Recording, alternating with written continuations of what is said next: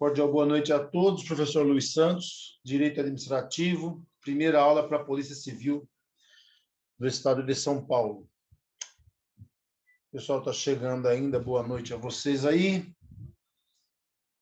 Nós vamos dar início, então, à nossa primeira aula aqui, dirigida aí ao concurso da PC Paulista. Pessoal, aí qualquer dúvida que vocês tiverem, no tocante aí à matéria, vocês vão postando aí no chat, fazendo as perguntas, vamos respondendo, interagindo, né? As aulas por meio de live, elas funcionam, né, um pouco diferente de uma aula online, né? Porque a aula online é muito mais, digamos que estática, né? As lives não, elas são dinâmicas e a gente vai interagindo aí, né? Professor e aluno juntos, tá certo? Seguindo aí para alcançar o objetivo aí, que é o cargo na Polícia Civil Bandeirante, tá certo? Então, nós vamos ter aqui a aula de Direito Administrativo, que tem por objetivo aí trazer para vocês alguns temas dentro da doutrina e também dentro da lei, né, as fontes do direito administrativo.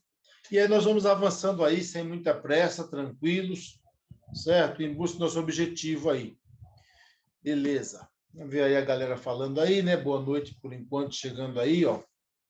O Henrique, o Rafael, a Fabiana, chegando também aí o André. É isso aí. Legal, a gente vai avançando aí para... Chegou também a Valéria. Muito bem. Beleza, gente. Nós vamos utilizar aí os slides para conduzir a aula, né? São, na verdade, temas, considerando aí o último edital da PC. E é claro que a gente que já está há muitos anos fazendo esse trabalho, a gente já tem ideia, né, pessoal, do que vai cair, né, na prova e vamos malhar em cima disso. Agora, temos um edital para trabalhar, né?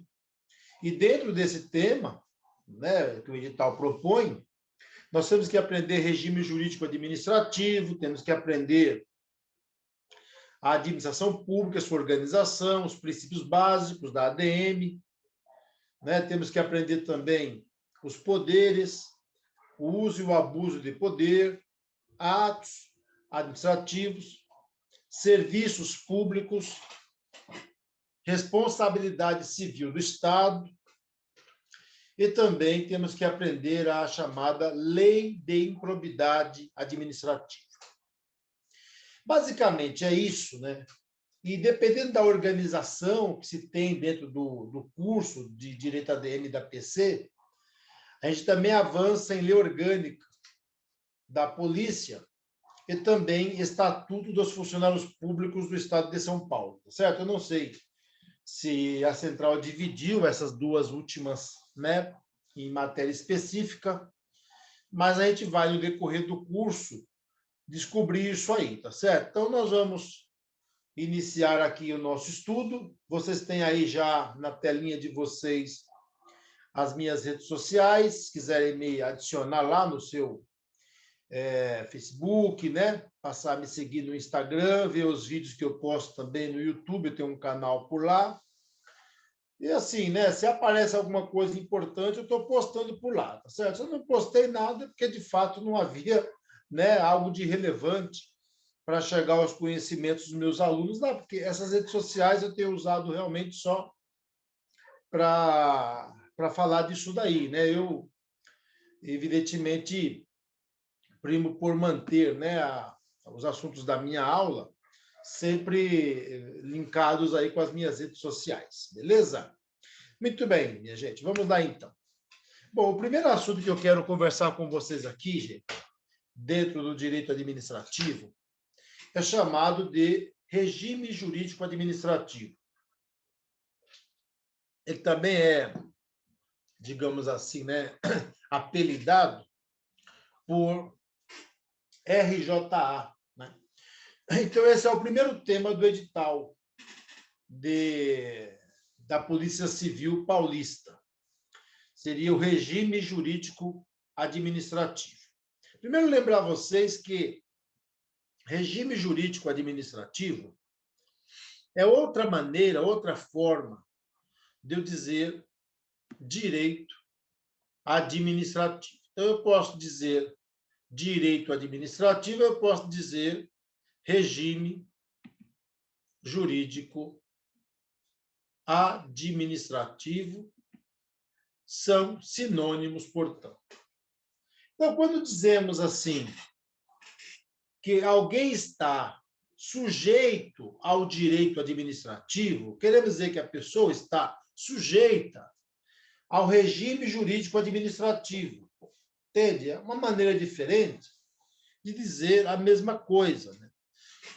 Agora, ramo de direito público, predominância do Estado, chamado de pretoriano porque não tem código, ao contrário do que acontece com o direito tributário, direito penal, direito civil, que tem código. Todo mundo aí já ouviu falar no Código Penal, no Código Civil, no Código Tributário, porque tem código. Agora, o direito administrativo, pessoal, nossa matéria, diferentemente do que acontece com essas outras, ele não tem código. E quando o direito não tem código, ele é chamado de pretoriano. Então, o direito pretoriano é aquele direito que opera-se mesmo sem ter código. Professor, eu entendi. Se não tem código, como é que a gente vai trabalhar com isso? Como é que funciona no dia a dia? Veja, filho, nós temos 26 estados. 26 estados. Cada estado tem sua própria lei orgânica, perdão, sua própria Constituição, suas próprias leis, seu próprio estatuto de servidor público, e no caso da polícia, tem lei orgânica da Polícia Estadual, inclusive. Então, quer dizer, vocês imaginem como seria colocar num código, né, o Estatuto dos Servidores dos 26 estados, mais o DF e mais o federal, que é o da União. Isso aí já é muita coisa. Mas não é só isso, porque aí dos municípios, são mais de 5.500, eles também têm estatuto de servidor municipal. E como é que eu vou pegar isso tudo e colocar num código? É claro que hoje, com a tecnologia, as pessoas espremem um monte de coisa num HD, né, pessoal, que cabe lá, né, 1 terabyte, né, muita coisa, né, ou um pendrive, também cabe muita coisa. Mas é tecnologia mais recente. Antigamente, as pessoas carregavam mesmo era o código no MOOC, né? Na época que eu me formei, tinha para a faculdade com 5,5 kg de livros, né? Então, houve aí alguma mudança, é claro. Mas o direito administrativo ele é assim. Ele não tem código. E ele é considerado um conjunto harmônico de regras, regras objetivas, entenda? São leis, princípios, que norteia atividades dos órgãos, e de pronto eu quero esclarecer para vocês que a PC, né, a Polícia Civil, é um órgão, né, um órgão paulista, é um órgão, também regula atividades de entidades, como é o caso, por exemplo, da USP. A USP não é um órgão, é uma autarquia, uma entidade autárquica. Regula atividades também dos agentes públicos. Vocês estão aqui para se tornar exatamente isso, um agente público, todos, inclusive, portanto, órgãos, entidades, agentes públicos que estiverem subordinados ao direito administrativo e, por que não dizer, ao regime jurídico administrativo, simplesmente chamado de RJA. Então, vocês podem pensar de maneira independente e autônoma com base nessas instruções. Hoje, vocês iniciaram uma aula de direito administrativo. Hoje, vocês iniciaram uma aula de regime jurídico administrativo. Hoje, iniciou-se uma aula de RJA. É sinônimo. Estamos dizendo de maneira diferente as mesmas coisas, né? Quem é que está subordinado ao direito administrativo? Órgãos, no caso a PC, entidades, no caso de autarquias, fundações, empresas públicas, economia mista, e agentes públicos, por exemplo, um agente público administrativo, escrivão de polícia, investigador, agente, delegado de polícia, perito, auxiliar, o papiloscopista, atendente necrotério, fotógrafo, Enfim, meu filho, agente de tele, todas as carreiras policiais se desdobram em espécies de agentes públicos. Então, é interessante vocês saberem que a razão de vocês terem aula comigo aqui hoje e, de via de consequência, fazer uma prova com essa matéria posteriormente, é para indicar que o Estado será seu patrão. E você vai ser, digamos assim, comandado pelo Estado, levando em conta as regras do direito administrativo, ou por que não chamar de RJA, beleza? Muito bem. Depois de nós estudarmos bastante isso, sabe, ter uma ideia do que é esse regime jurídico administrativo ou o direito administrativo, o RJA, a gente conclui, pessoal, que o núcleo dessa matéria é dizer que existe para o Estado algumas obrigações, algumas sujeições.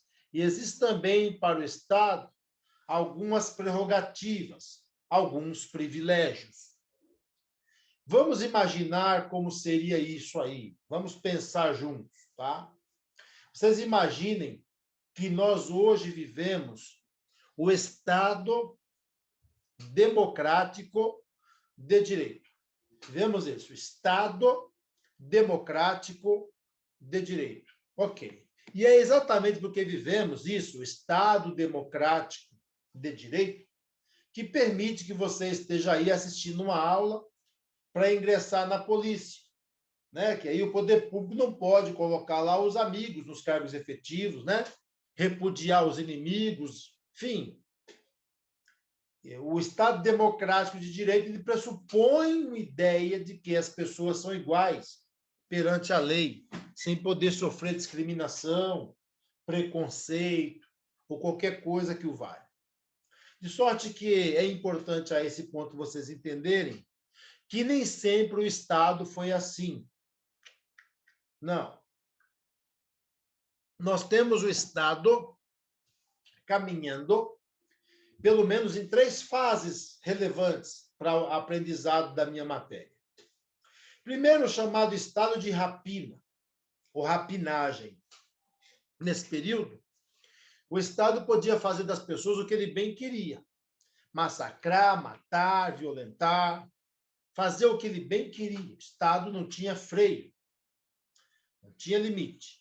Não sei se vocês assistiram ao filme Coração Valente, de William Wallace. William Wallace é um filme baseado em história real, que tenta remontar ali a história da libertação da Escócia da Inglaterra, né? Escócia buscando se libertar da Inglaterra. E quem assistiu o filme, se não assistiu, eu recomendo, é um filme bom, percebe que havia ali todas as atrocidades do mundo praticadas contra os escoceses, né? Estupro das mulheres escocesas, né? Enfim, destruição dos bens dos escoceses, a propriedade sendo invadida, as pessoas sendo mortas de forma cruel. Era assim o período de rapinagem, né? Graças a Deus, esse período passou e depois iniciou-se um período que é chamado como período de polícia, o estado de polícia. No estado de polícia, como é conhecido, o Estado ele beneficiava algumas pessoas e atacava de maneira feroz outras pessoas.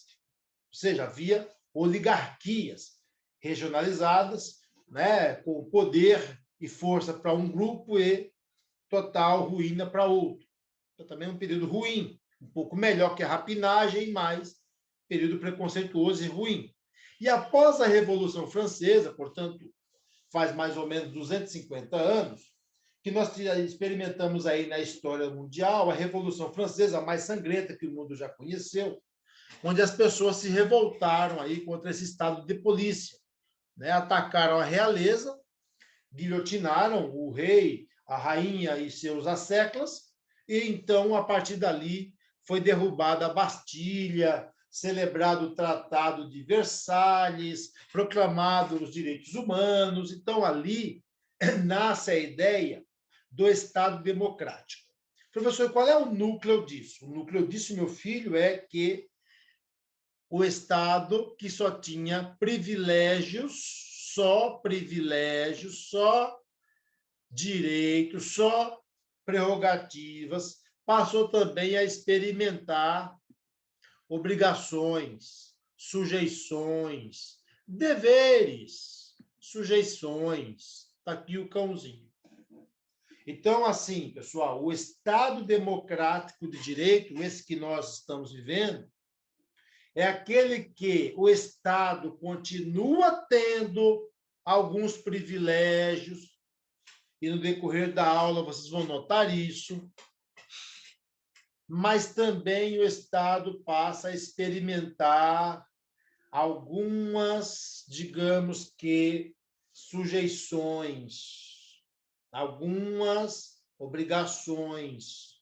Um exemplo bom disso, meninos, é aqui, ó, a licitação pública. É evidente, né, gente, que a licitação ela é um saco. A licitação é um saco. Professor, é um saco de ser uma coisa chata. É difícil para iniciar, para tramitar, para concluir. Ela é um saco. Mas o Estado terá que sujeitar-se à licitação. Terá que sujeitar-se à licitação, ainda que ela seja um saco. Mas quando o poder público quiser contratar serviço, S. Alienar algo, vender, alienação. Fazer uma compra, comprar vacina, se não tivermos situação de emergência, claro. Ou fazer uma obra, está aqui, ó, serviços, alienações, compras e obras. Isso aí deu origem à palavra saco, né? Por quê? Porque eu e você, nós, compramos, pessoal, onde nós bem entendemos. Pagamos como bem entendemos e o vendedor aceitar. Agora, o poder público, não. Não. Fazer compra, contratar serviço, fazer obra, vender alguma coisa, está debaixo, está sujeito à licitação pública. Professor, isso aí também lá no estado de rapina, o estado de polícia rolava? Claro que não, filho. Claro que não. O Estado fazia o que dava na telha. Essa ideia aqui do Estado ter essas obrigações, como eu disse a vocês, ela surge aí faz 250 anos, né? Tanto com a queda da Bastilha, o Tratado de Versalhes, Revolução Francesa, né? Tá, professor, me dá a situação aí que o Estado tem um privilégio, então. Aqui, ó, um exemplo bom. Um exemplo bom. Vocês imaginem que depois que você passar no concurso e começar a trabalhar, você vai cumprir um período de experiência de 3 anos. Ué, professor, mas a experiência não é 90 dias? 90 dias, meu filho, para o setor privado. Regime jurídico privado. RJP, né? Também chamado de CLT. No caso de vocês aqui, que o regime jurídico é público, é administrativo, portanto, o período de experiência não será de 90 dias. Não. 36 meses, 3 anos. Tá, isso é uma prerrogativa do Estado? É claro que é. Nenhuma empresa particular, nenhuma empresa privada pode testar um trabalhador por 3 anos. Isso é uma prerrogativa, um privilégio do poder público, que, portanto, faz parte do RJA, ou do direito administrativo. Tá, professor, quando terminar isso aqui, tem estabilidade, então? Sim, filho. A estabilidade do servidor público já é uma sujeição para o poder público, concorda? Que ele não pode mais livremente te exonerar. Entende? Você tem que ir trabalhando com esses mecanismos. Por exemplo, desapropriação. Quem é que pode desapropriar alguém? O particular não pode. Quem é que pode? O poder público, concorda? Então, a desapropriação já caberia aqui, ó, a prerrogativa do poder público. Professor, estágio probatório, já falei, prerrogativa. Estabilidade do servidor, a sujeição. E assim. Tá, um concurso público. O que você acha? Você responde aí para mim. Você que está assistindo a aula, manda aqui para mim no chat. Eu quero que vocês me respondam se o concurso público é uma sujeição ou é uma prerrogativa para a ADM. Digita aí e me manda aqui para eu ver se vocês estão conseguindo capturar minhas informações aí com segurança. Pode mandar aí, errou, acertou. Aqui nós estamos, pessoal, para fazer eventuais correções, se for necessário, né? Enfim, deixar vocês aí bem por dentro de tudo que se passa, né? Então, anota aí e me manda no chat, para eu ver como é que vocês estão aí. Quero saber se o concurso público é uma sujeição ou é uma prerrogativa para a administração pública. O que você acha aí? É hora de responder aí. Vamos lá.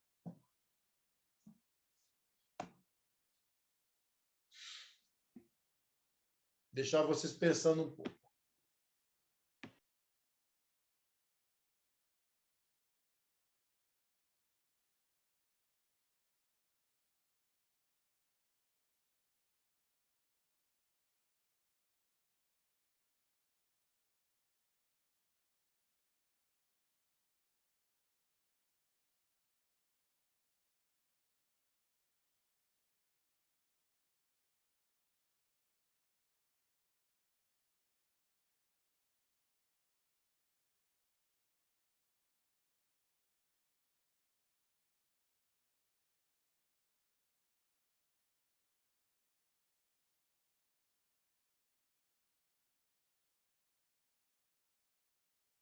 Pois é, tá aí a galera se manifestando, o Gabriel respondendo, o Rafael, a Valéria, o pessoal vai respondendo aí.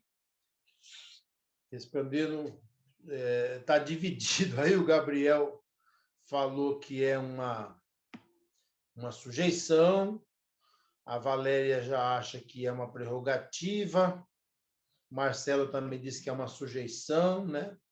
É isso, olha lá, o pessoal está se manifestando aí, né? Na verdade, né, o Vitor está perguntando aqui que a diferença entre agente público e servidor. Na verdade, Vitor, o servidor é uma espécie de agente público, né?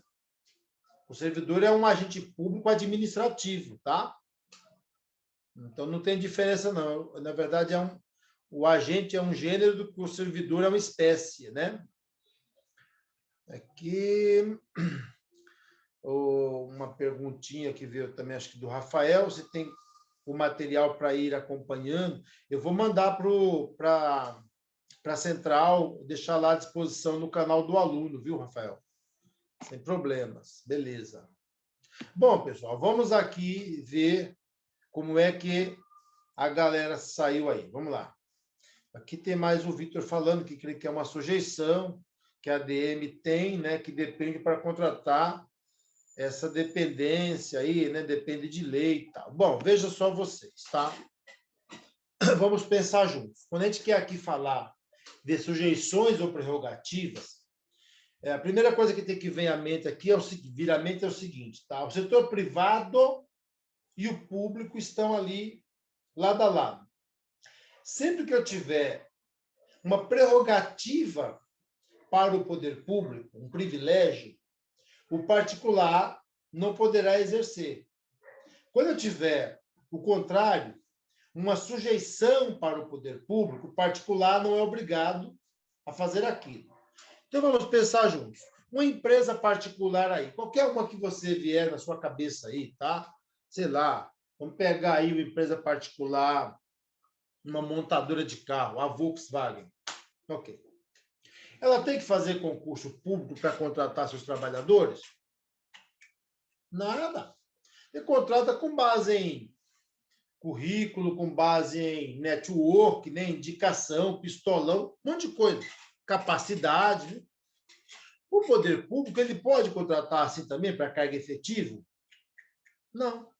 Ele tem que abrir o concurso, reservar orçamento para pagar as pessoas que passarem, fazer prova, corrigir a prova, julgar recurso. Ou seja, o concurso público, se cair na prova, faz parte do RJA? Faz. Integra o direito administrativo, certo? Na condição do quê, gente? O concurso público é uma sujeição. Porque o poder público não tem a liberdade de decidir não fazer o concurso. Está na lei e tem que fazer. Todo mundo entendeu essa parte? Professor, mas se cair na prova questionando a data da realização das provas, isso faz parte também? Lógico, tudo que envolver uma prova de concurso faz parte. Mas seria uma sujeição ou uma prerrogativa para a ADM? É uma prerrogativa, pessoal. Por quê? Porque o Estado marca o dia da prova. E se achar por bem cancelar aquele dia e marcar outro dia, também pode fazer isso.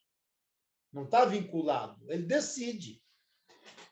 Entende? Agora, vamos pensar mais um pouquinho, tá? Vamos pensar mais um pouquinho. O cargo de investigador de polícia. Cargo de investigador de polícia. Por força de lei, já faz alguns anos, exige nível superior, faculdade. Nível superior para tomar posse. O poder público não pode dar posse ao cargo de investigador, ainda que a pessoa tenha sido aprovada na prova de concurso. Não poderá dar posse àquele que não tiver comprovado que é formado. Isso é ou não é uma sujeição para o poder público? Se cair na prova, é uma sujeição. Certo, pessoal?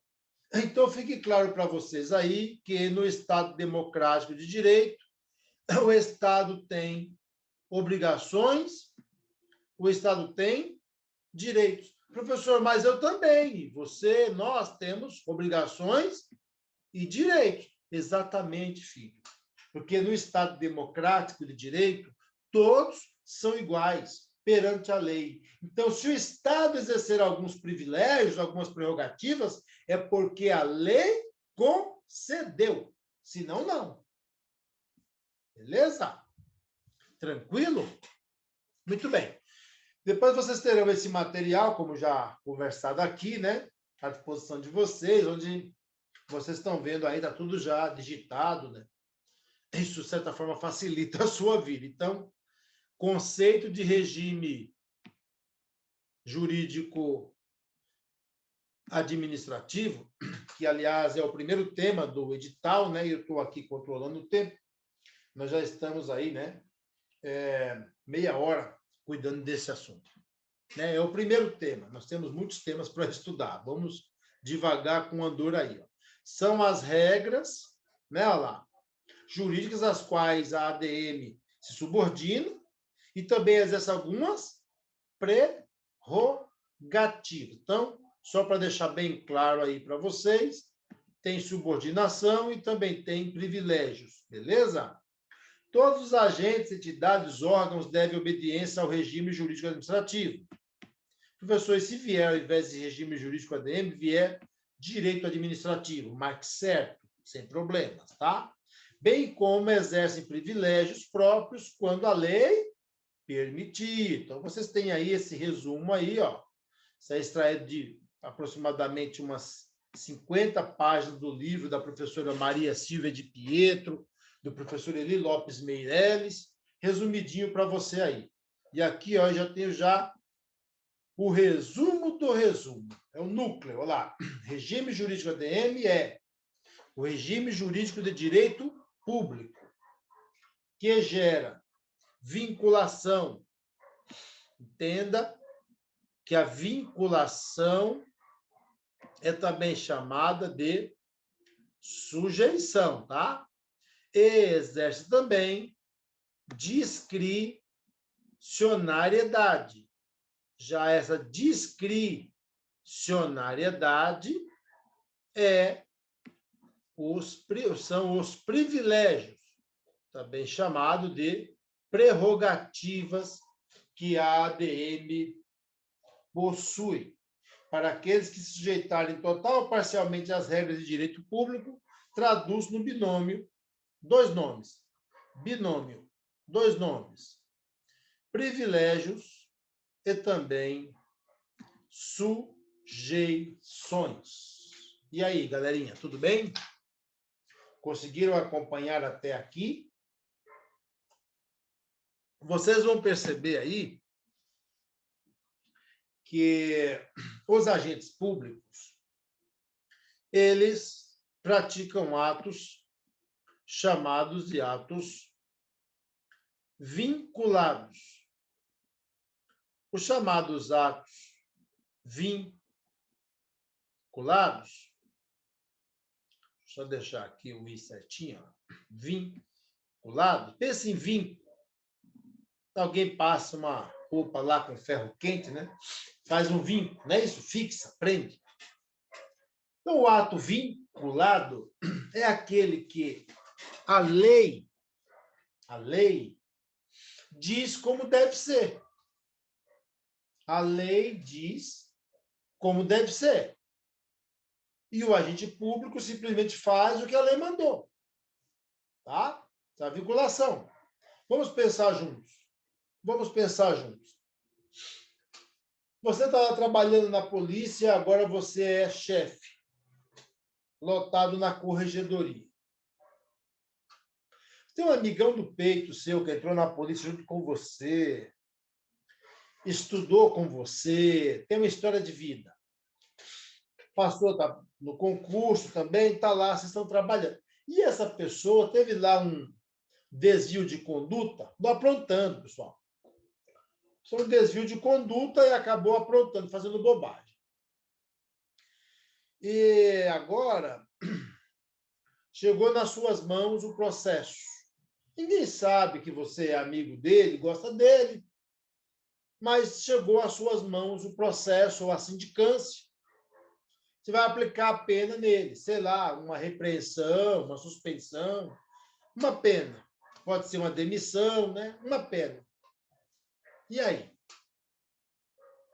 A lei manda você punir. Você vai fazer o que agora? Punir. Professor, e se eu resolver deixar para lá? Não. Porque na vinculação, olha o que nós marcamos aqui, ó. Na vinculação, rola uma sujeição, rola uma subordinação. Tipo assim, você vai ter que cumprir. Tá, professor, mas foi uma pena pesada que a lei estabelece, tipo assim, ele praticou um peculato. Filho, se ele praticou um peculato, vai ser demitido. Ah, meu Deus. E se eu achar por bem aplicar só uma suspensão nele? Pode não. Pode não. Pode não. Se acaso, né, o que a pessoa fez, se é previsto na lei, que é para demitir, Não tem jeito. Nossa, professor, pega pesado esse negócio, hein? Para demitir. Agora, existe aí também, né, o outro lado da moeda, tá? Que é a discricionariedade. Na vinculação, o agente público faz o que a lei manda, certo, pessoal? Faz o que a lei manda, sem nenhuma liberdade. Concorda? Faz o que a lei manda, sem nenhuma liberdade. A lei manda demitir, demite.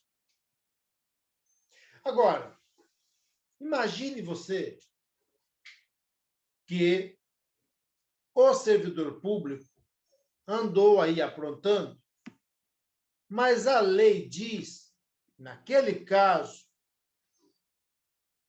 naquele caso, o ato que vai ser praticado contra esse servidor que aprontou é discricionário, né? Não é um ato vinculado, mas é um ato discricionário. Você vai lembrar daquilo que é discreto, daquilo que tem discrição, né? Uma pessoa que tem discrição é aquela que não gosta muito de aparecer, concorda? E é exatamente essa a ideia. No ato discricionário, ou agente público, ao contrário da vinculação, no discricionário, ou agente público, ele terá uma margem estreita de decisão. Isso é um privilégio, né, professor? Lógico, é uma prerrogativa, né? Decidirá. Vamos pensar juntos. A lei diz que o servidor público pode receber uma suspensão. Vamos pensar juntos. O servidor público andou aprontando, vai tomar lá uma suspensão. Vou tentar escrever aqui, o mouse é meio rebelde, mas eu vou tentar. Vai tomar uma suspensão. Deixa eu consertar só o S aqui um pouquinho. Vai tomar uma suspensão. Só que a suspensão, pessoal, ela é de 1 a 90 dias. É de 1 a 90 dias. Esse papo de 1 a 90 dias já faz você entender que pode ser que o servidor tome um dia de suspensão, 2, 3, 10, 80, sei lá. O máximo é 90, certo? Mas quando a lei diz que é de 1 a 90, você concorda que a lei deu uma margem de liberdade decisória para quem vai efetivamente aplicar a pena? Não aconteceu isso com a demissão. Porque no caso específico de demissão, a lei manda demitir e acabou. No caso de suspensão, a lei diz, olha, decide aí. Não por ódio, nem por paixão, nem por vingança, porque o fator de um ato ser discricionário não quer dizer que não tem que cumprir a lei, né, amigo? Desculpa aí. Né? Tem que cumprir a lei sempre. Isso sem dúvida. Mas a própria lei deu uma margem de liberdade decisória. E sempre que a lei dá essa margem de liberdade decisória, nós sabemos que o agente público decidirá. Então, se caísse na prova, é discricionário. Fácil entender assim? Tudo bem? Beleza. Vocês todos sabem que tem aí, né, no serviço público, o delegado-geral de polícia, DGP. O DGP. O DGP, pessoal, delegado-geral de polícia, é escolhido pelo governador do estado. No caso, hoje, João Dória Júnior. Ok? Então, eu queria que vocês respondessem, me mandassem aí no chat, se a escolha do delegado-geral de polícia é um ato vinculado ou é um ato discricionário do governador. Quem já estiver na classe especial, for delegado de polícia de carreira, né? Já não entrou na polícia ontem, está há muitos anos, está na classe especial, né? Que é a última classe. O governador vai ver lá como é que vai ser. Eu quero que você me diga se a escolha é discricionária ou é vinculada. E responde aí para mim no chat. Esperando as respostas de vocês.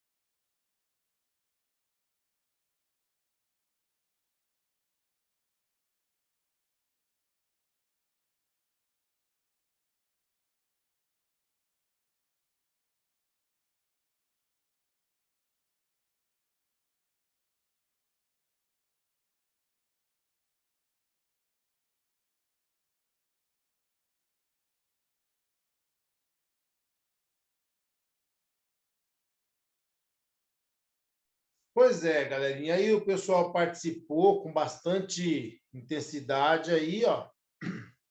E acertou quem respondeu discricionário. Você imagine que tem lá, né, sei lá, 200 delegados que já pertencem à chamada classe especial, está na última classe, e o governador vai escolher quem é que vai ser o DGP. Então, vou até colocar aqui, ó. Se tem lá uns 200, ele vai escolher qual que ele quer. Se cair na prova, é discricionário, certo, pessoal? Olha lá. DGP. Delegado Geral de Polícia. Olha lá. DGP. Beleza? Seguiram aí? Entender? Muito bem. Então, é discricionário, né, pessoal? É um ato discricionário. Se acaso vier na prova, vocês marquem isso, certo? Beleza? Ótimo. Então, o Rafael também respondeu aí. Tranquilo, tá? A minha imagem sumiu um pouquinho, que eu preciso fechar aqui sempre para ler as mensagens que vão chegando, e eu gosto de ir comentando, tá? Então, tá explicadinho para vocês aí. E a partir daí, vocês começam a caminhar na matéria, né? E vai dando os passos, tá certo? Vai caminhando, vai dando os passos, até chegar aquele momento que já começamos a fazer questões, né? Mas o primeiro tema do edital está aí explicadinho já para vocês, tá certo? Está aí explicadinho para vocês. Agora, só uma coisa para a gente já mudar a tela aqui. Só um último assunto para a gente já mudar a tela aqui. Olha, no ato vinculado, ou na vinculação, a lei diz como tem que ser e será do jeito que a lei mandou. No regime jurídico ADM tem não só vinculação, mas também tem discricionariedade. Na discricionariedade, a lei continua dizendo como tem que ser. Professor, então é igual a vinculação? Não, porque a lei, no discricionário, a lei dá uma margem de liberdade para escolher, fixando-se as diretrizes. Por exemplo, quem escolhe o DGP? Você responderia na prova: governador. Perfeito. Perfeito. Professor, não poderia ser o secretário da Segurança Pública? Não. Ué, mas não é discricionário, filho? A escolha é discricionária de quem será o DGP. Mas quem faz a escolha, a lei disse. A lei orgânica da polícia, a LOP. Ah, tá. Ok. Então é o governador? Uhum. E ele escolhe como isso aí? Nos termos da lei também. Ele não pode pegar um delegado de polícia que entrou agora, né? O ano passado, lá o doutor Rodrigo, era aluno nosso aqui, agora está na Polícia Civil, certo? Ele não pode escolher o doutor Cláudio Henrique de Assis Lopes, meu ex-aluno, atual delegado de polícia, que já está na segunda classe aí, está há 14 anos na polícia. E não pode por quê, professor? Não pode, filho, porque para escolher o DGP, o governador tem que cumprir a lei ou não? Lógico. E o que seria cumprir a lei aí? Ele tem que escolher entre os delegados de polícia que estão na última classe. Entenderam isso? São aqueles que já subiram os degraus, estão lá esperando para, quem sabe, ser escolhido. Todo mundo entendeu isso aí? Então, veja, não esqueça mais. Tanto na vinculação,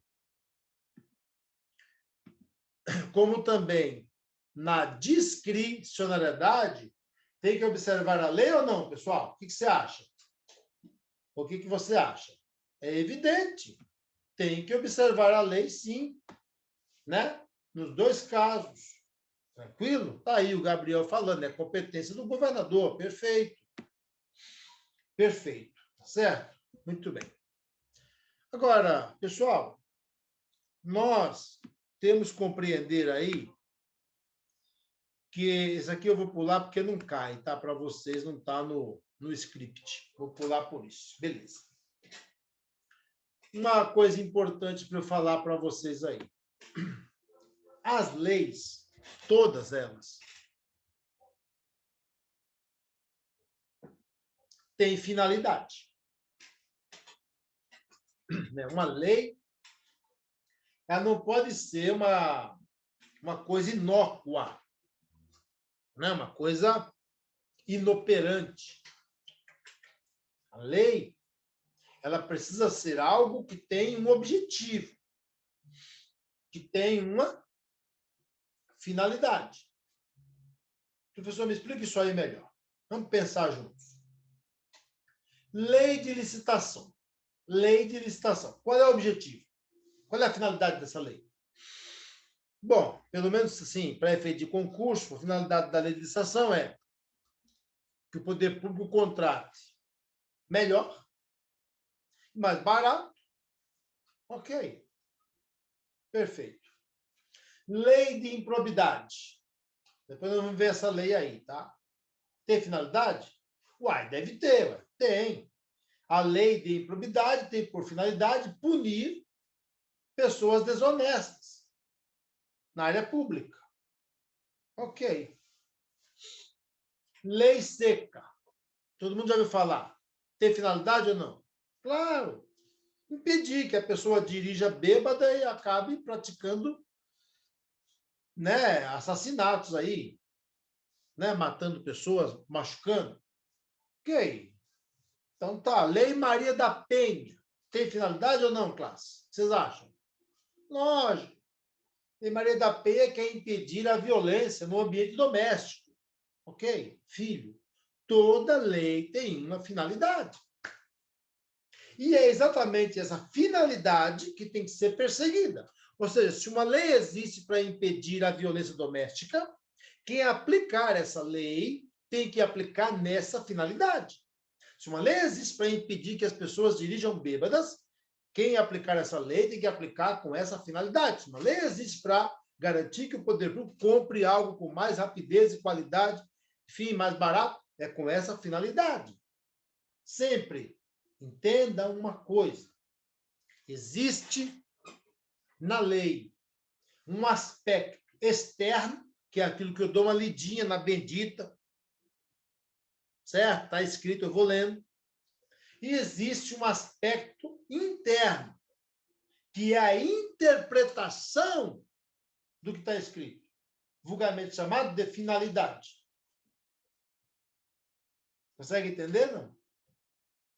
Por isso que nos concursos da polícia, sobretudo nos exames psicológicos, é preciso se conectar com uma realidade. O examinador perguntar para você assim: você odeia alguma pessoa? Você responde na hora, não. Então você concorda com tudo que as pessoas fazem? Você diz não.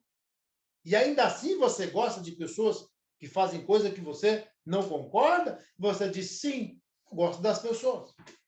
Não concordo com elas, mas gosto delas.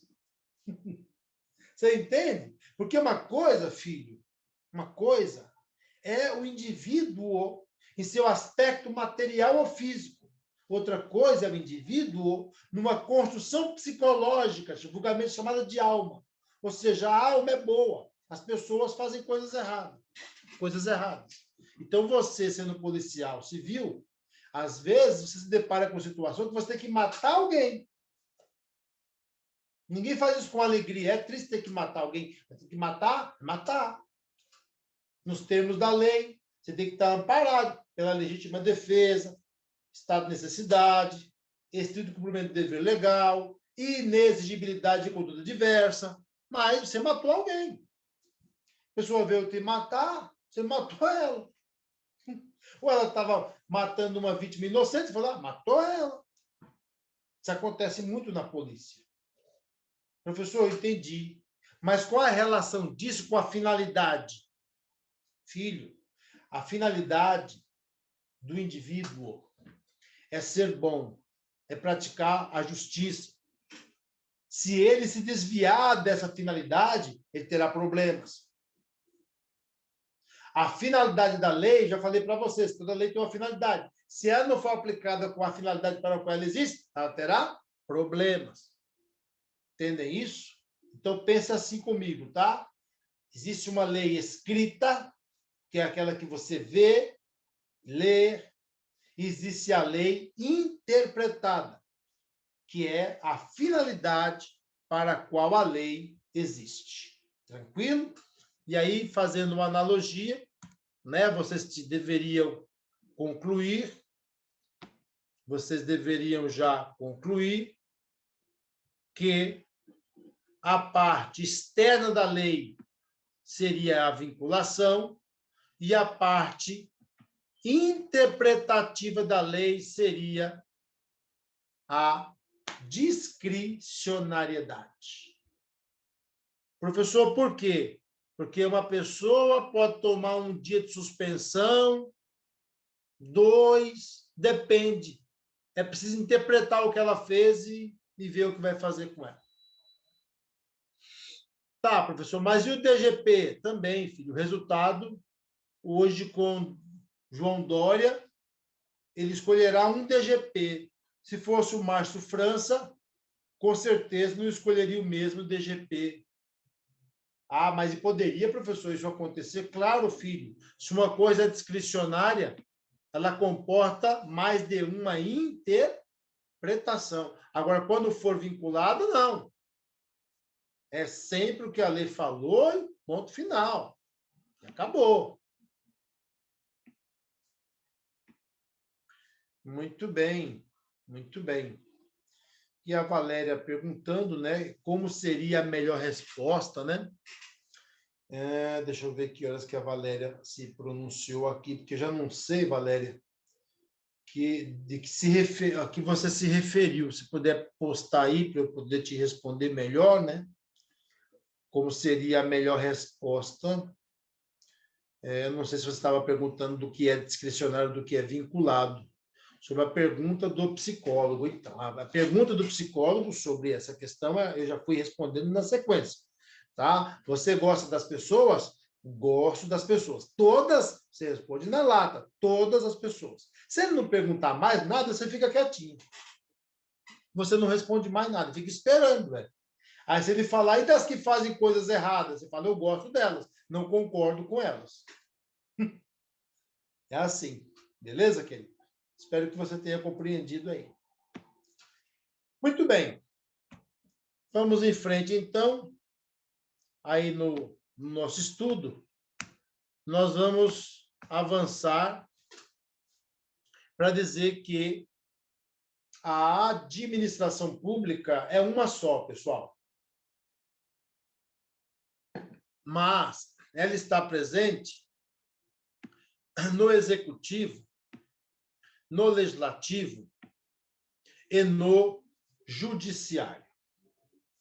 Professor, isso quer dizer, então, que os 3 poderes exercem função administrativa. Exatamente. Os 3 poderes exercem funções administrativas. Tá, professor, entendi, mas por que tem aqui, ó, essa setinha para o Palácio do Planalto, né? Que a gente poderia, no âmbito estadual, trazer para o Palácio do Governo. Por quê? Por um motivo simples, filho. Dos 3 poderes, o que administra, por excelência, cuja atividade típica, a função típica, é realmente administrar, é o poder executivo. Tanto o legislativo como o poder judiciário também administram, mas em menor, bem menor proporção. São 3 poderes, executivo administra, legislativo faz as leis, judiciário julga. Lembrando sempre que os poderes devem ser independentes e harmônicos. A gente sabe que na prática não é bem, né, o que está acontecendo, né, pessoal? Não é bem o que está acontecendo.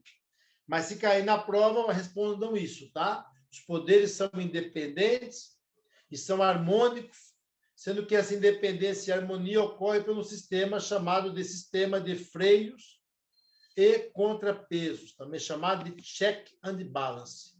Então, o sistema de freios e contrapesos é que permite que o presidente da República escolha o ministro do Supremo Tribunal Federal, mas que o Senado tem que aprovar o nome dele.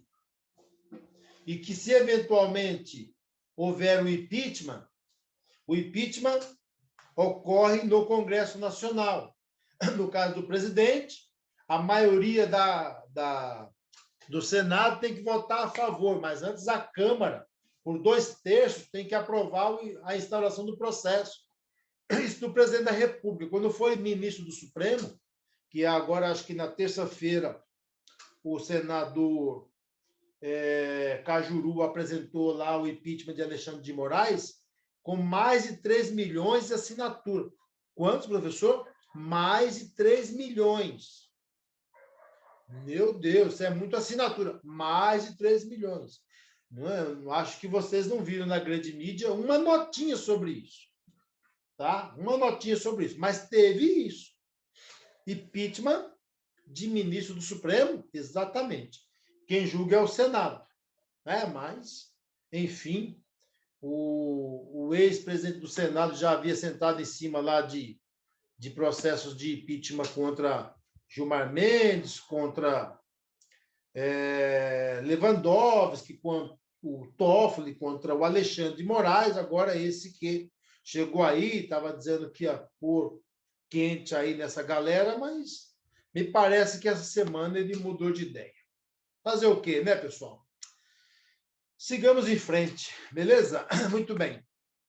Então, tá aí. Essa aqui é a chamada teoria da função pública, né? Eu quero que vocês entendam agora que a função administrativa ela é muito mais forte no executivo, né? A função do executivo é, de fato, administrar. Vez ou outra, ele legisla. Quando faz uma medida provisória, quando faz um decreto regulamentador. Julga também quando faz processo. Que processo é esse? Processo, lógico, administrativo. Tem um princípio que eu vou ensinar para vocês aí mais para frente, chamado de autotutela. Autotutela. E aí, por esse princípio, a ADM pode fazer processo ADM aí. Tá, professor, me dá um exemplo prático disso daí. Claro que eu dou, filho. Tenta imaginar aí que a pessoa andou aí, né, sem respeitar as regras de trânsito e está sofrendo um processo administrativo no Detran. Um processo administrativo no Detran. Por esse processo, pode ser que a pessoa tenha lá o direito de dirigir suspenso, por exemplo.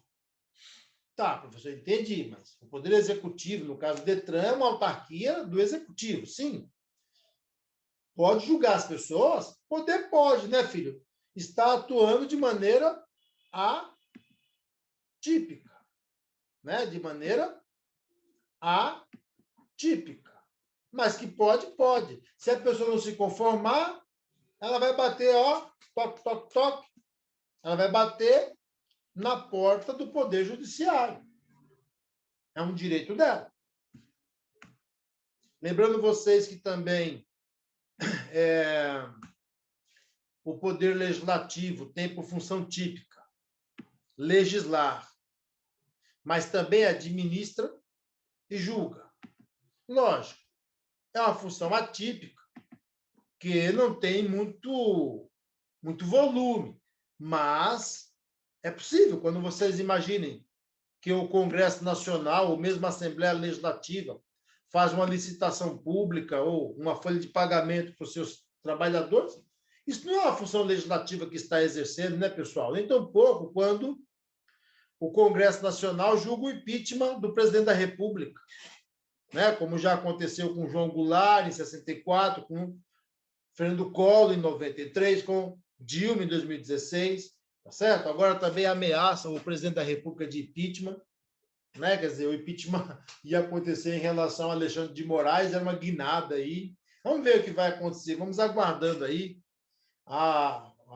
os acontecimentos, né, que hão de vir aí, esperamos em Deus com os melhores encaminhamentos a favor, né, dos cidadãos, né? Muito bem. E ainda vem o Poder Judiciário, que, em função típica, julga as pessoas, mas também tem função administrativa, professor? Claro que tem. Nem compra as coisas dele, faz a licitação, folha de pagamento para os servidores do Judiciário, né? Prepara projeto de lei. Lógico, a gente sabe que o projeto de lei não é uma lei. Cabe ainda ao Congresso transformar em lei, se a lei for federal, ou cabe à Assembleia Legislativa transformar em lei se for estadual.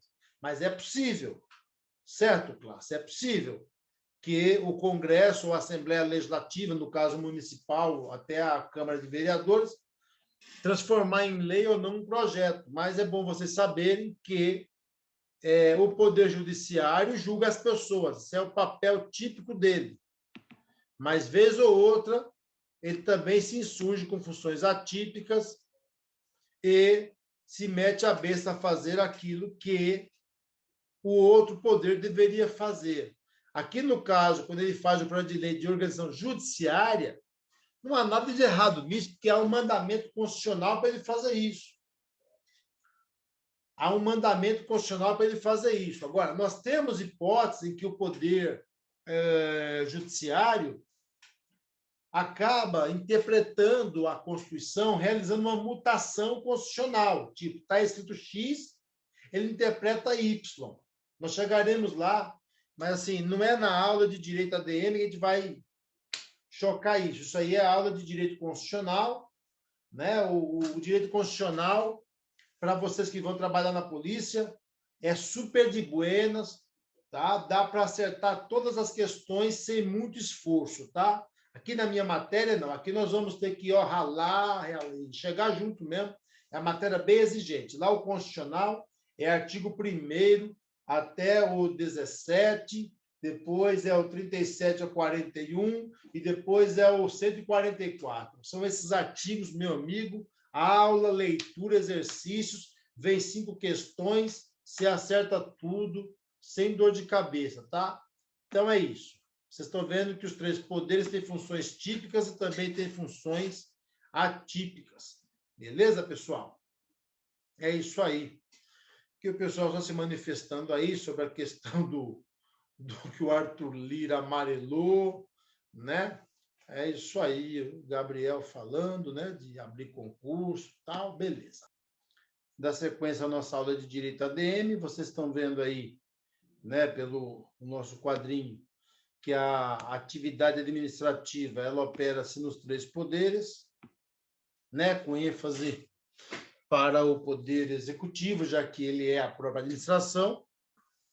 E aí não esquecer, né, que os poderes têm atividades típicas, são aquelas para as quais foram, né, criados, e atípicas quando um faz lá o papel que é do outro, né? Quando estão na atípica, sofre controle pelo titular do direito que está sendo agora usurpado. O exemplo de uma medida provisória, né, que você sabe quem faz é o presidente da República. Mas você sabe que ela não é uma lei, né? Ela tem força de lei.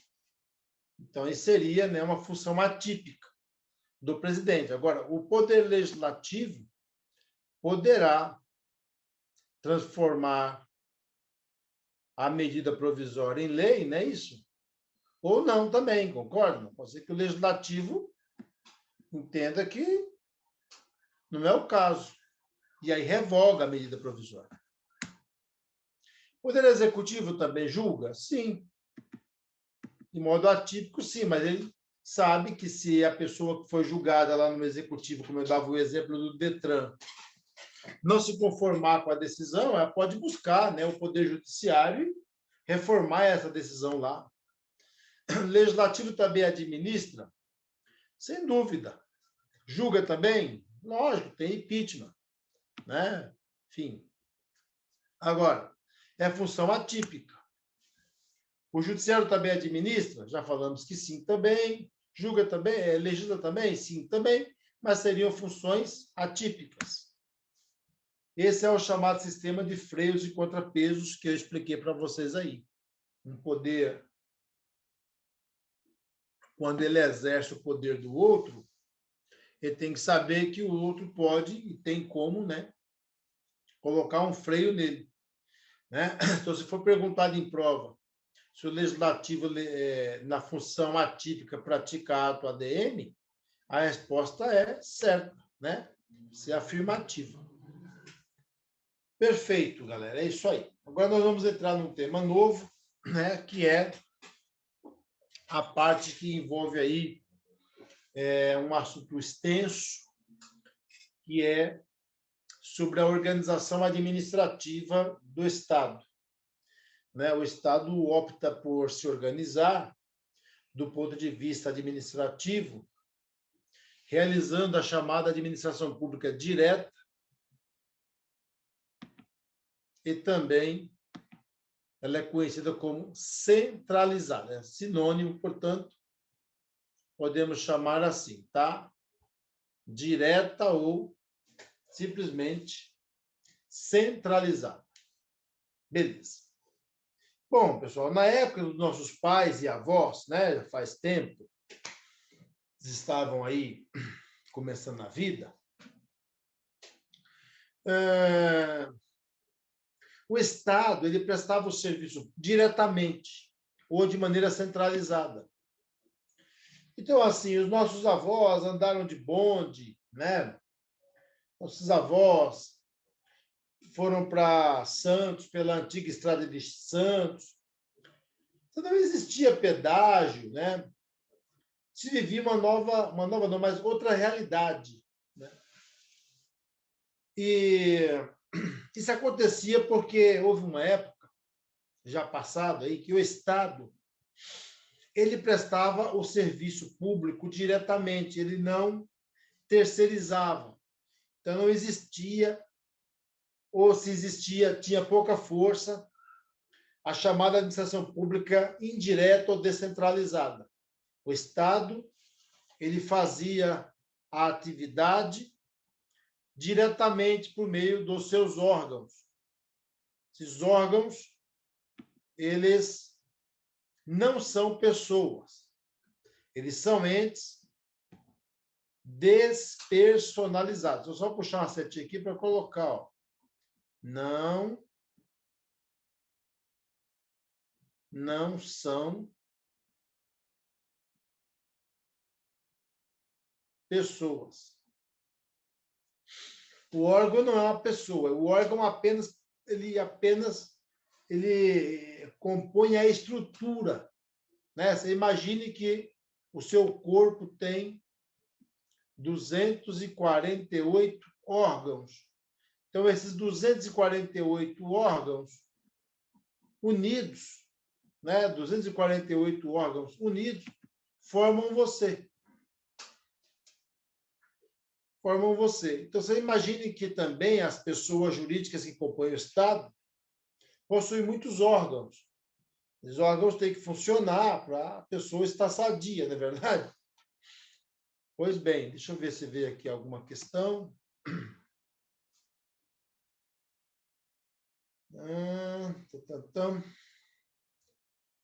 Aqui tem um colega que está dizendo que a internet não está muito legal, está sem som. E vocês aí, os demais, estão tendo som de boa aí?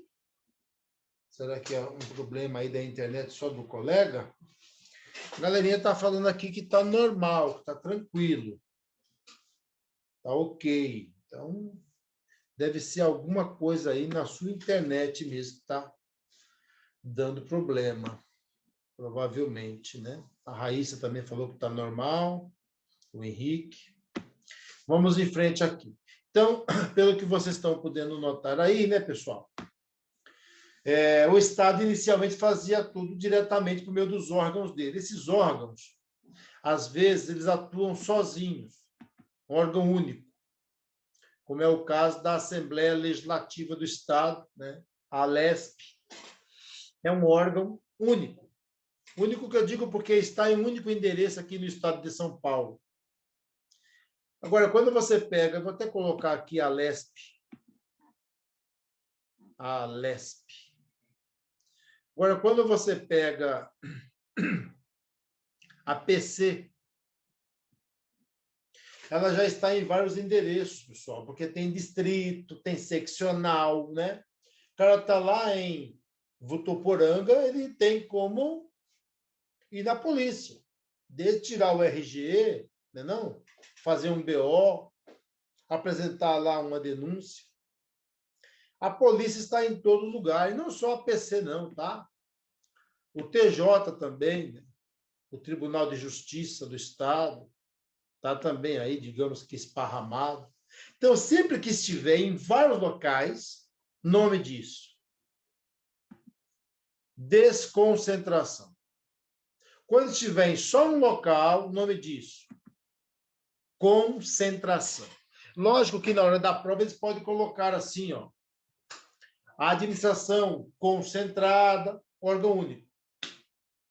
A administração desconcentrada, vários órgãos. Sem problema. Uma coisa eu quero que vocês entendam. Seja concentrada ou desconcentrada, esses dois nomes se referem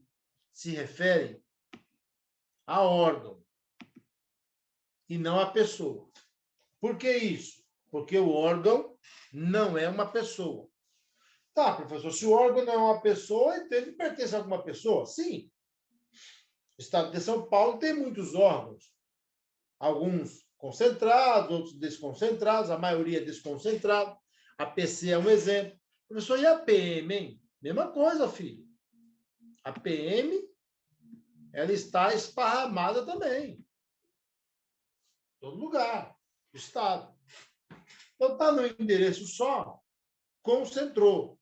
Está em vários, desconcentrou. Nós temos uma lei federal que diz que os órgãos, eles pertencem à estrutura, olha aqui, da ADM direta, que nós estamos acabando de checar, né? É a direta, estamos acabando de checar, mas também compõe a chamada indireta, que nós vamos ver já já.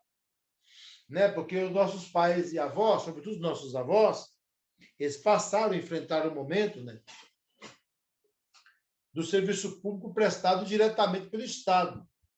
Mas nós aqui, todos nós, sem dúvida, já vivemos um momento em que o serviço público é prestado de modo descentralizado, ou seja, de maneira indireta também. Vamos avançando aí com calma. Olha, a ADM direta, que também é chamada de centralizada, ela, evidentemente, né, tem órgãos. Esse órgão, se ele for único, concentração, se ele tiver esparramado, desconcentração. Nota-se que os órgãos não são pessoas, mas pertencem às pessoas. Quem são elas? União, estados, DF e municípios. Lembrando que eu não falei ainda com vocês sobre a indireta, estou devagar aí, ó, mas existem as autarquias, as chamadas fundações públicas, as chamadas empresas públicas e ainda uma tal de sociedade de economia mista, que pertencem à indireta. E aqui eu tenho uma explicação aqui em cima. Ó. Descentralização é a distribuição de competência de uma para outra pessoa, física ou jurídica. Então, quando eu descentralizo, eu estou falando em pessoa. Quando eu desconcentro, eu estou falando em órgãos. Nossa, professor, isso aí é embaçado. Filho, anota. Né? Assiste a aula de novo. O importante é chegar na prova e dar um show. Como eu falei para vocês, a parte de direito... Eu sou professor de constitucional e de ADM há mais de 20 anos, então eu posso te falar. A parte constitucional da Polícia Civil, café com leite, velho. Vai acertar sem muita dificuldade.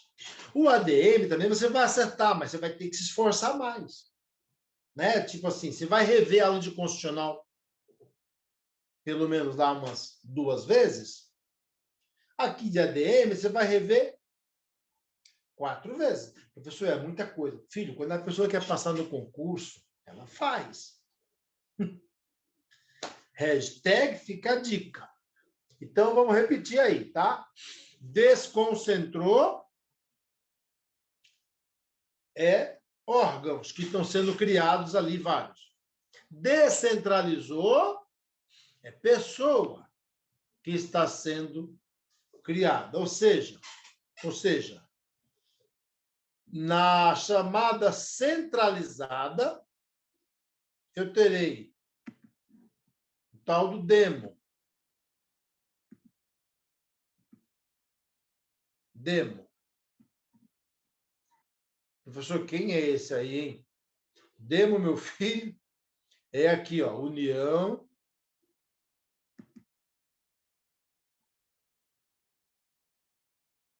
Estados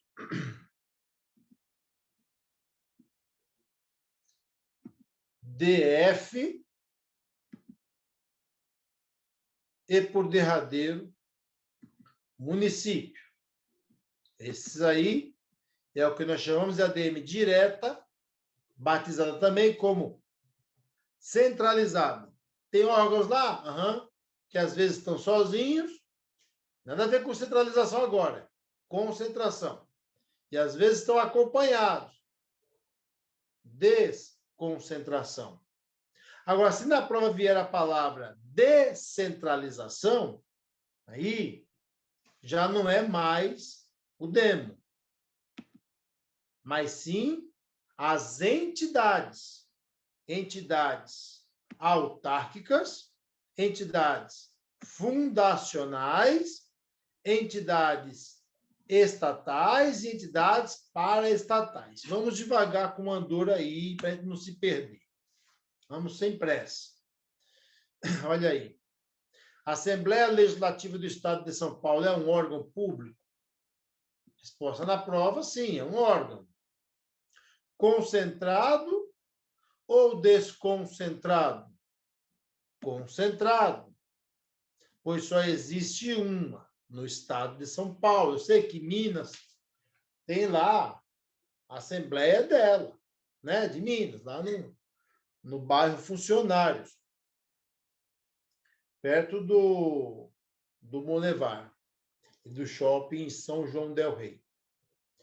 Agora, tem também na Bahia, né, pessoal, em Salvador, tem em Curitiba, no Paraná. Cada estado tem lá sua Assembleia Legislativa. Normal. De buenas, né?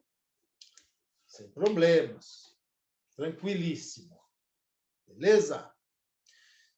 Muito bem, muito bem e muito bem. Só existe uma Assembleia Legislativa no Estado de São Paulo, então eu coloquei, é que nem mãe, só tem uma. Né? Então, se só tiver uma, concentrou. Beleza? Olha lá. Ministério da Fazenda, Polícia Civil, Polícia Militar, Polícia Federal, Tribunal de Justiça, está esparramado. Está esparramado, como é o caso aqui do Ministério da Fazenda, né? Olha lá. Já é desconcentração. Beleza. A administração pública indireta, que também é chamada de descentralizada, é aquela parte da administração que o Estado repassou à terceira pessoa, guardando para si o poder de fiscalização. Então, entenda que o Estado aqui, ó, ele resolveu terceirizar. Tá? Como eu dizia a vocês, né? Há muitos anos atrás, na época dos nossos avós, né? O Estado, ele mesmo ia tocando a vida aí, fazendo tudo de maneira mais centralizada. Mas houve uma época, pessoal, já faz uns 60 anos isso, hein? Faz uns 60 anos.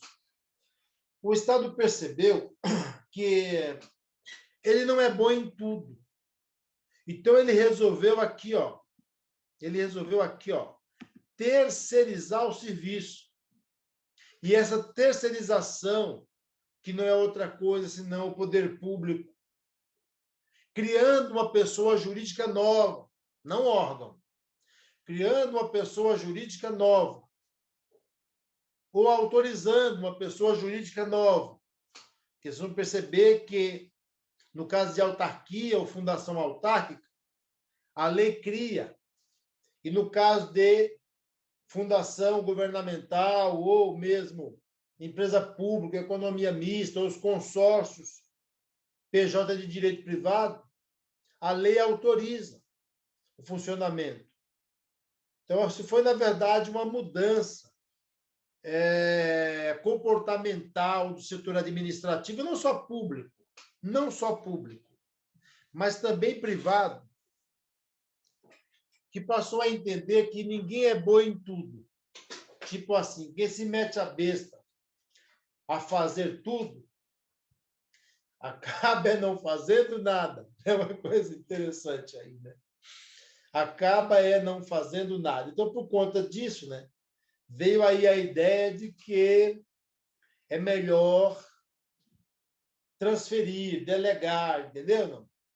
E aí vem a ideia da administração pública indireta, também chamada por aí de descentralizada. Então, o Estado delegou, né, transferiu para outra pessoa fazer aquilo que ele inicialmente fazia, mas passou a exercer controle, passou a exercer tutela. Professor, o que é tutelar? Filho, tutelar é controlar. Os filhos menores estão sob a tutela dos pais, sob o controle dos pais.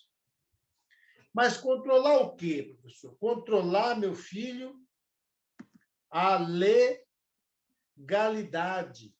Ou seja, o Estado acaba transferindo uma atividade, mas guarda para si o poder de controlar para ver se essa pessoa que agora está ali com a incumbência de fazer aquele serviço, que é público e está nas mãos dele, se ele está respeitando a lei, né?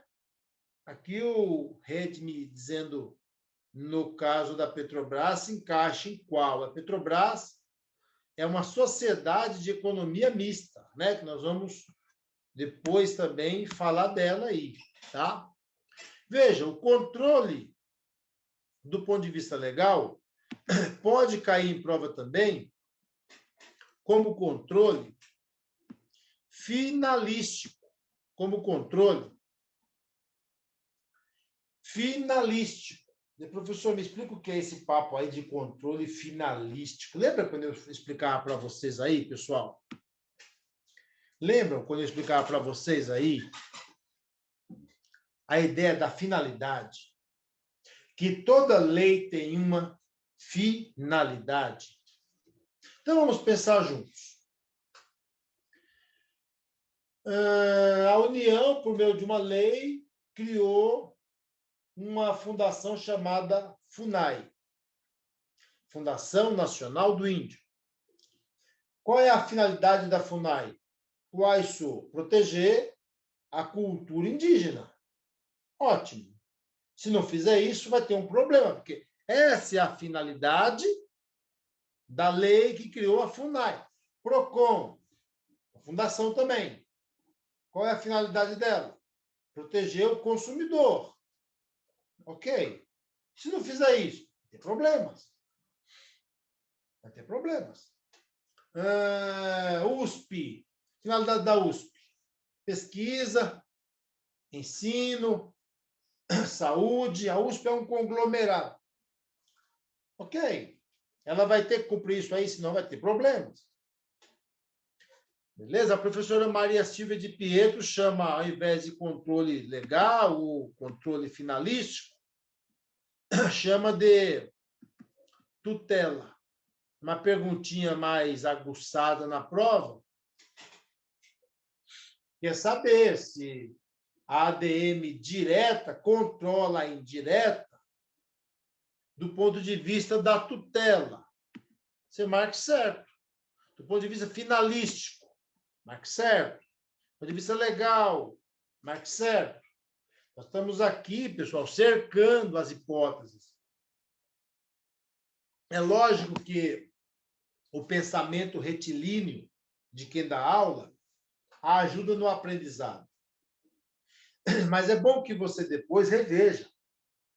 Aula de Direito ADM, uma assistida, mais 3 revisões, você está dando 4 vezes você repassou, para não ter como dar problema na prova, tá? Deixa eu só te colocar aqui o contraponto disso, porque se vier na prova assim, ó, a administração pública indireta, melhor, a administração pública direta controla a indireta do ponto de vista hierárquico. Você não marca. Do ponto de vista hierárquico. Deixa eu passar e descer aqui. Hierárquico.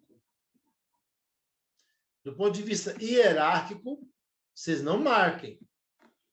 Fica errado. Porque, assim, controlar do ponto de vista da finalidade, que aqui nós estamos chamando de finalístico, cai na prova assim. É controlar do ponto de vista legal. Agora, controlar do ponto de vista hierárquico é dar ordens. Não pode. Ou seja, a União, os estados, o DF e os municípios não podem dar ordens nas autarquias, nas fundações, nas empresas públicas, nas economias mistas. Professora, a Anvisa se encaixa onde aí? Meu filho, a Anvisa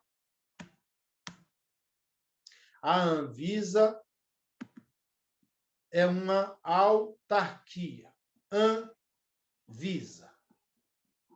É uma autarquia federal. Ok? Se ela é uma autarquia, ela é um órgão? Não. Não é. O órgão não é pessoa.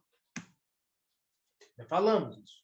A autarquia é a pessoa jurídica, que decorre não da desconcentração, mas da descentralização, que distribui as competências de uma para outra pessoa. Então, a descentralização não se refere a órgãos, mas se refere à pessoa. Tá, professor, então aí, explicando melhor um assunto meio perturbador,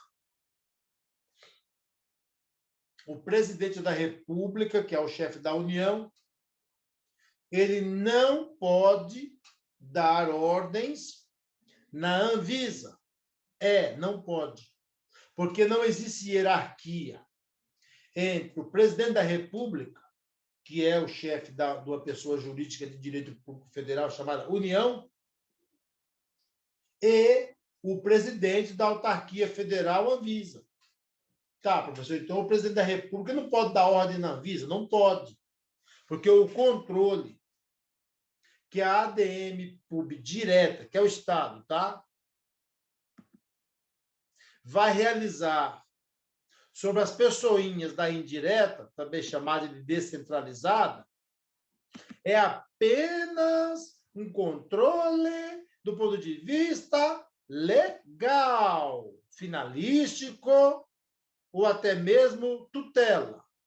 Se vier na prova hierárquico, vocês não marquem, porque essa resposta ficou errada. Tá bom, pessoal?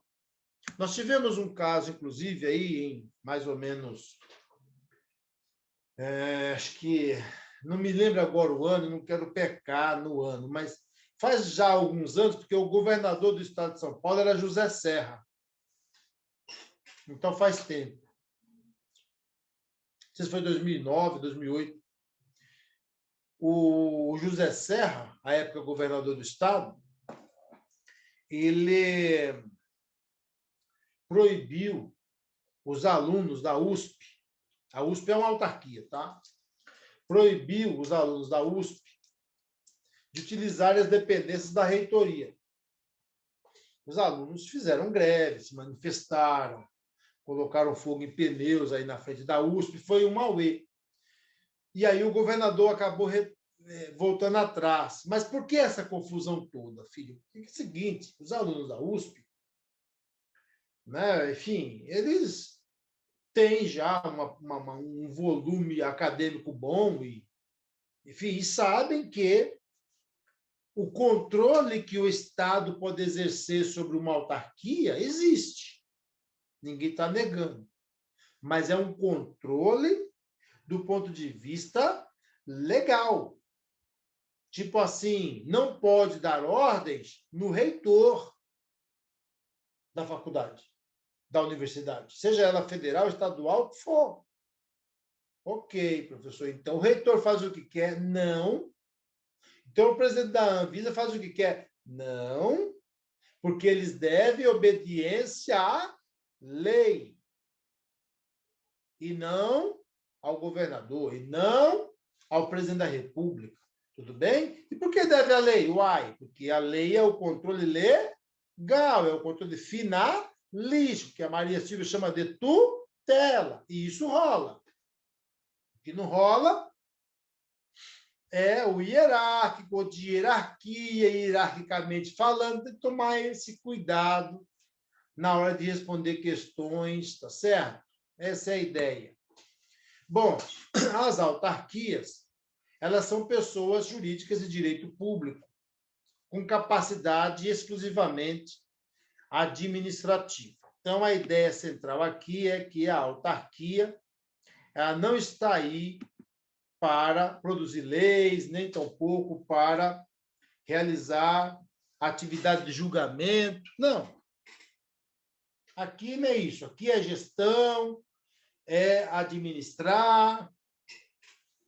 Tá, professor, mas em que área que ela vai atuar? Filho, ela vai exercer capacidade administrativa nas áreas do Estado. Ok, então, saúde? Saúde, educação, lazer, previdência. Ela vai nas áreas do Estado. O que o Estado puder fazer, a autarquia também pode.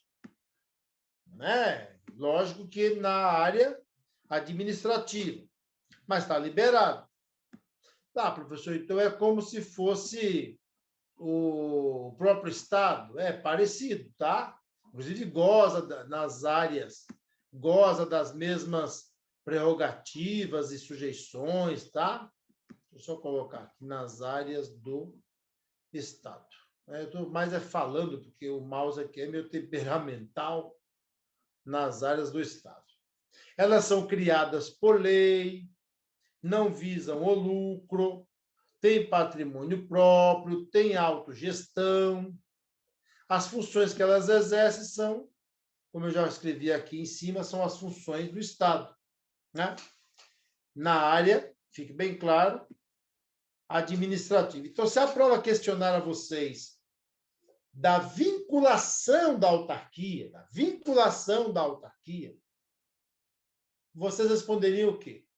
Vinculada ao executivo, ao legislativo ou ao judiciário? O que você responderia? Manda aí resposta para mim no chat, por favor. Eu quero saber se a autarquia estaria vinculada ao legislativo, ao executivo ou ao judiciário. Vamos ver aí, a galera vai se manifestando. O Vitor já respondeu aqui. Vamos ver se vem mais respostas. Olha lá o Rodolfo. Gabriela, todo mundo respondendo aí, ó. Perfeito, respostas todas corretas, tá, pessoal? A pergunta era a qual poder, né, a autarquia está vinculada. A resposta é poder executivo. Beleza? Ao poder executivo. Que você fala assim, vinculada, professor, o que seria estar vinculada? Ligada, né, filho? Devendo prestar esclarecimento, prestar contas do ponto de vista legal. Fique bem claro, hierárquico não rola, tá? Então, procure se lembrar na prova pelo menos isso aqui, ó. Que as autarquias, elas são criadas por lei e elas são PJ, pessoa jurídica, de direito público. Tá, professor, se é de direito público, tem alguma vantagem para ela? Claro que tem, né, filho? Mas também tem desvantagem? Claro que tem, né? Sujeições e prerrogativas, né? Uma prerrogativa, por exemplo, é pagar as contas por meio de precatórios. Né? Coitado do credor. Leva um tempão para ver o dinheiro. Então, isso é uma prerrogativa. Tá, e sujeição, professor? Sujeição é ter que fazer licitação para comprar as coisas, ter que fazer concurso para contratar servidor. É isso aí. Muito bem.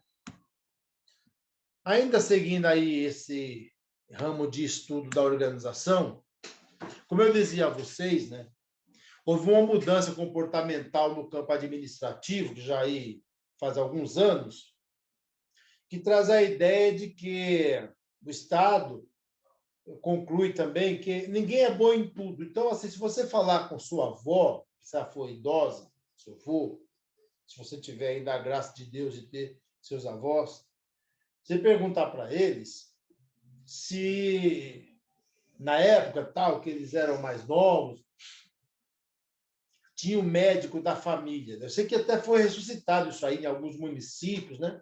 Mas longe de ser o que era na época dos nossos avós. Porque o médico da família era o médico que atuava em qualquer área, velho. Problema, dor de cabeça, febre. Chama lá o médico da família, ele vem, examina, né? Fazia parto. Exatamente, pequenas cirurgias na própria casa. Era um médico que tratava, filho, de problemas renais a problemas psiquiátricos. Era o médico da família. Só que, assim, já faz muitos anos que houve uma mudança comportamental na área médica e se passou a exercer uma ideia ou uma inteligência um pouco diferente, no qual o médico se especializa durante a chamada residência. Então, um vai para a área, né, do endócrino, o outro vai para a área do oftalmo, o outro vai para a área do otorrinolaringo, o outro vai... Cada um vai ali escolher o que ele quer, se especializar. E aí depois tem uns que já fazem especialização, da especialização, o outro é ortopedista, especialista em dedo, em ombro. Então você tem aí, né, dentro dessa área do conhecimento, uma mudança comportamental em que as pessoas jurídicas e as físicas passaram a ter a ideia de que elas deveriam se especializar em alguma coisa. Então, o Estado, quando ele cria uma autarquia, nós vamos avançar também para as fundações, para as empresas públicas e mistas, a ideia do Estado é criar pessoas jurídicas ou autorizar pessoas para atuar em áreas específicas. Partindo do pressuposto, quem faz só aquilo faz melhor. Entenderam isso? Isso tem nome. Chama-se princípio da especialidade. Nós não chegamos nos princípios ainda. Mas já estou aqui te dando a primeira nota, né? Que tem muitos princípios para a gente estudar aí. Um deles se chama princípio da especialidade. O Estado criou pessoas para atividades específicas, ou seja, para exercer determinadas funções. E aí, lembrando que as pessoas jurídicas de direito público, no caso as autarquias, né, elas respondem em nome próprio, porque o órgão não responde em nome próprio. Tá, professor, então se eu quiser processar a Polícia Civil, eu não posso. Não, não pode. Porque a PC não é uma autarquia, não é uma pessoa, é um órgão. Órgão de quem? Do Estado. Então, se eu quero processar a PC, eu processo quem? O Estado de São Paulo. O Estado é a pessoa jurídica que tem, portanto, personalidade jurídica para responder aí pelo que o órgão anda aprontando. Beleza?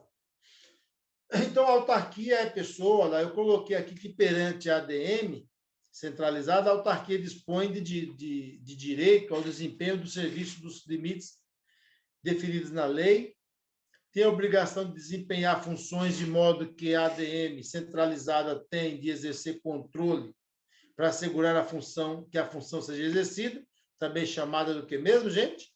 Finalidade, lembram? Finalidade não é outra coisa, né, galerinha? Senão o chamado controle finalístico, lembram? Mesma coisa, né? Deixa eu ver aqui o povo está falando. É isso aí, tem que processar o Estado de São Paulo e não a polícia, né? Que a Fabiana falando, né? Se eu quiser processar uma pessoa e não o policial, eu posso. Então, deixa eu ver aqui direitinho, se eu quiser processar a pessoa e não o policial, eu posso. Então, assim, o policial aprontou, né? O policial aprontou. Você tem direito de processar o Estado e o policial junto. Tá certo? Ou somente o policial também, ou somente o Estado. Tá, então dá para processar o policial. O policial, sim, Fabiana. A polícia, não. Lembra? Polícia é órgão, policial é agente público. Se ele aprontar, ele é processado normalmente. Quem é que não pode ser processado? O órgão. O órgão Polícia Civil. E até é bom você fazer essa pergunta, para eu já esclarecer aqui a todos os demais, tá, pessoal? Vocês vão ver muitas conversas lá dentro da polícia. Ah, tu é polícia há quantos anos? Né? Tu é polícia desde quando? A pessoa não é polícia, ela é policial. A polícia é um órgão, é outra coisa, tá? Pois bem, gente, nós vamos só terminar aqui essa parte, né? A aula já está chegando aí a bom termo, né? Está finalizando. Perante particular, a autarquia aparece como se fosse a própria ADM, com todas as prerrogativas e sujeições que nós falamos no comecinho da aula aí, que informam o RJA, que foi exatamente onde nós começamos a aula. Né? Sujeições e prerrogativas, olha aqui, ó, a conexão, porque é isso que faz a aula se tornar inteligível, né, pessoal? É ela ter essa conexão o tempo todo, tá? E aqui eu coloquei alguns exemplos, pessoal, ó. Banco Central, autarquia USP, autarquia, Faculdade de Direito de São Bernardo, aqui na região do ABC, né, uma autarquia, a Anvisa, que eu também dei como exemplo para vocês. Né? E aí, lembrando que, sendo elas autarquias, elas são PJs, não é isso? E sendo PSOL, PJs, melhor, não sendo, portanto, um órgão, não está, evidentemente, aí, né? Debaixo da hierarquia, mas só do controle finalístico. A Gabriela está dizendo assim aqui, ó, ele é processado pela administração, né? O policial que andou aprontando. Sim, se ele for denunciado, né, ele vai ser processado pela própria administração. Na verdade, assim, primeiro as pessoas processam o próprio Estado e depois o Estado se volta contra o policial, né, na chamada ação de regresso. Muito embora é direito também da pessoa, se for o caso, processar o próprio policial, processar o próprio agente público. E ele depois que se defenda, que alegue que ele estava em serviço, enfim. A vítima terá direito de escolher, certo? Não? Se ela quer processar o Estado ou o policial, certo? Quem ela não pode processar é a polícia, porque a polícia é órgão, não poderia, portanto, ser processada, beleza? Bom, gente, nós temos ainda aí, né, claro, muita água para passar debaixo da ponte, né? Essa aqui, na verdade, é, né, a nossa, digamos assim, a nossa primeira aula, tá certo? De tratativa dentro do tema, né? Vai passar ainda aí, digamos que muita água ainda debaixo da ponte, né? Por assim dizer, mas, em tese, né, o recado está dado aí, né? Regime jurídico administrativo, né? Teoria da função pública, já entramos aí na organização administrativa do Estado, e não obstante termos muito ainda a percorrer, mas já andamos bastante hoje, beleza? Muito obrigado a vocês, fiquem com Deus, tenha aí uma excelente noite, tá bom? O Gabriel está perguntando se pode rolar um litisconsórcio, né? Eu estou respondendo que sim, né? Do ponto de vista do direito civil, sim, é possível rolar o litisconsórcio, para quem não sabe, é quando você tem mais de uma pessoa jurídica ou física no polo passivo de uma ação civil. Pode rolar sim, viu, Gabriel? Beleza. Tá aí, boa noite também para você, Redmi, Fabiana, galerinha toda aí, bom descanso, fiquem com Deus e até a próxima aula aí, beleza, gente? Tchau, tchau.